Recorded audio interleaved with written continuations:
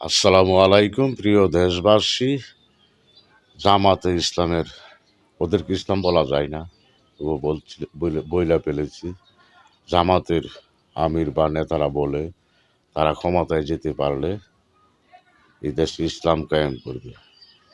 বাংলাদেশ, পাকিস্তান সহ মহাভারত, ইন্ডিয়া মহাভারত কি আজ থেকে 750 বছর আগে আল্লাহর অলিগণ ইসলাম প্রচার করেছে। আমরা কি হিন্দু রাষ্ট্র? এই বাংলাদেশ কি হিন্দু রাষ্ট্র?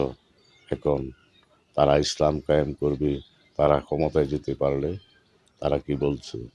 750 বছর আগে আল্লাহর অলিগণ নিজের কল্লা কেটে এই যে ইসলাম প্রচার করেছে।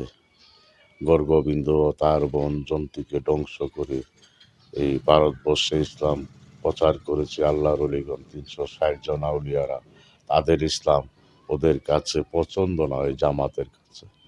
তারা চাচ্ছে বাংলাদেশে এজিদি ইসলাম কায়েম করতে, তাই এইসব বলা বলি করছে। বাংলাদেশ জাতীয়তাবাদী দলকে তারা যা খুশি তাই বলে। তারা নাকি মিথ্যা প্রচার করছে। বাংলাদেশের জাতীয়তাবাদী দলের বিএনপির নেতাকর্মীরা কোনো দিনই মিথ্যা প্রচার করে নাই আর করবেও না।